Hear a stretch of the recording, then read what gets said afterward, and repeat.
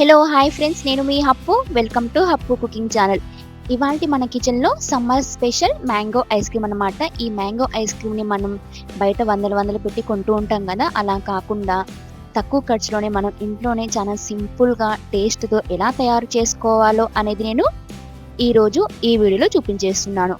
అందుకని వీడియోని ఎక్కడ స్కిప్ చేయకుండా పూర్తిగా చూసేయండి. అలాగే మీ ఫ్రెండ్స్ అండ్ ఫ్యామిలీకి కూడా షేర్ చేయండి. ఇంకా మన వీడియో చూస్తూ మన ఛానల్ని సబ్స్క్రైబ్ చేసుకోకపోతే ఇప్పుడే మన ఛానల్ని సబ్స్క్రైబ్ చేసుకోండి. ఇక లేట్ చేయకుండా వీడియోలోకి వెళ్ళిపోదామా మరి.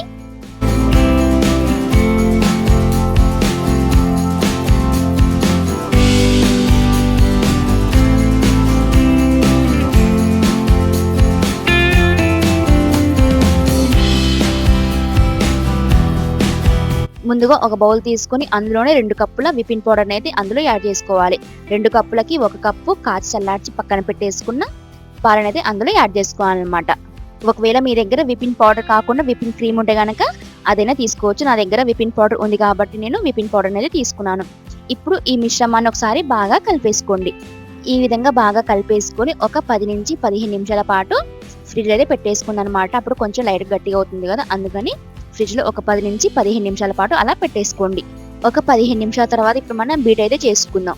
మనం ఐస్ క్రీమ్ ప్రిపేర్ చేసుకోవాలంటే కన్ఫామ్గా మనకి బీట్ అయితే ఉండాల్సిందేనండి.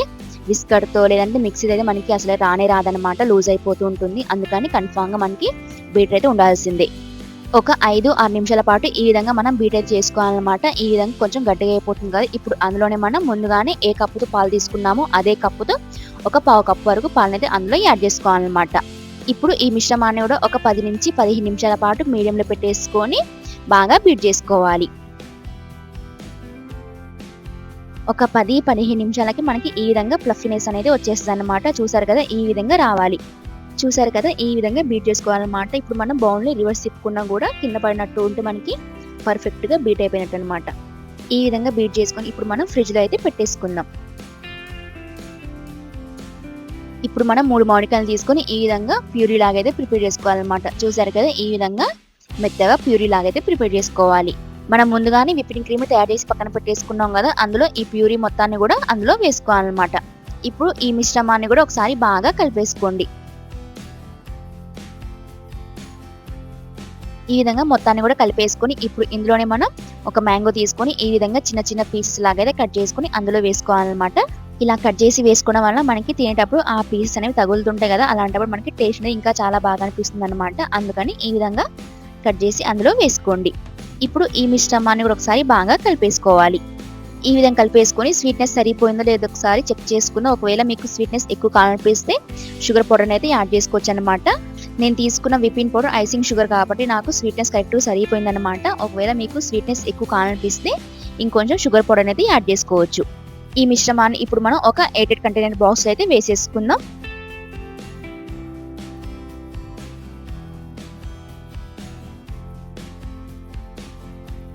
ఈ విధంగా మొత్తాన్ని కూడా అందులో వేసుకొని ఇప్పుడు మనం ఒక కవర్ సహాయంతో దాన్ని కవర్ చేసుకుందాం.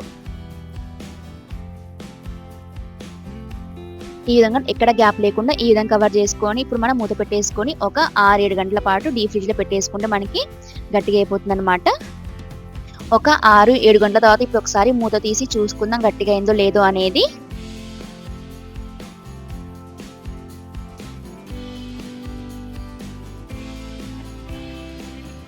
మనం ఫ్రిడ్జ్ని తీయంగానే బయటికి ఎమ్మటే రాదనమాట, బాగా గట్టిగా ఉంటుంది కదా. అలాంటప్పుడు ఒక 10 నిమిషాల పాటైనా రూమ్ టెంపరేచర్లో పెట్టేసుకుంటే మనకి పర్ఫెక్ట్ షేప్లో వస్తుంది ఐస్ క్రీమ్ అనేది.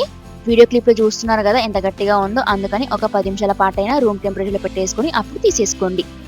మనందరికీ ఎంతో ఇష్టమైన summer special mango ice cream prepare అయిపోయినట్లే. చిన్నపిల్లల నుంచి పెద్దవాళ్ళ వరకు అందరికీ నచ్చేస్తుంది. ఐస్ క్రీమ్ అయితే చేయడం కూడా చాలా సింపుల్ కదా, అసలు ప్రాసెస్ అయితే సింపుల్ ప్రాసెస్. మరి సమ్మర్ స్పెషల్ మరి ఖచ్చితంగా ఇంట్లో ట్రై చేయాల్సిందే కదా. మరి మీరు కూడా ట్రై చేసి మీకు ఎలా కుదిరిందో అని నాకు ఖచ్చితంగా కామెంట్ చేయాల్సిందే. ఇంకా మీ ఫ్రెండ్స్ అండ్ ఫ్యామిలీ వాళ్ళకు కూడా షేర్ చేయండి. ఇంకా మన వీడియో చూస్తూ సబ్స్క్రైబ్ చేసుకోకపోతే ఇప్పుడే మన ఛానల్ని సబ్స్క్రైబ్ కూడా చేసుకోండి. ఇంకా ఇలాంటి సింపుల్ అండ్ టేస్టీ రెసిపీస్తో నెక్స్ట్ వీడియోలో కలుసుకుందాం. అప్పటి వరకు బాయ్ బాయ్ ఫ్రెండ్స్.